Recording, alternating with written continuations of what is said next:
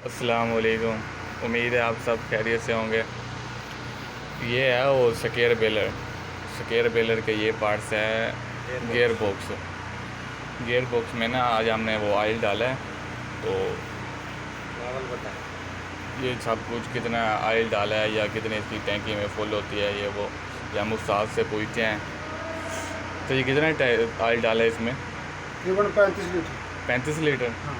और ये फुल कितने की, मतलब कितना डालें तो टैंकी फुल हो जाएगी? ये गेज लगी हुई है, ये अच्छा। लेवल है इसका, लेवल के सेंटर में होता है। अच्छा, मतलब 35 लीटर डाले हाफ हो गई है हाँ इसकी। हाँ। मतलब 70 80 लीटर की गुंजाइश है नहीं नहीं, गुंजाइश अगर ज़्यादा डालेंगे सीधे लीक होगी। अच्छा, तो अब क्या करें आप? जी, अब क्या कर रहे हैं? अब इसे फिट कर रहे हैं। अच्छा, इधर क्या लगाएंगे? सिलिकॉन वगैरह? सिलिकॉन लगाएंगे।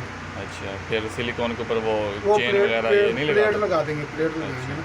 ठीक है सर, शुक्रिया।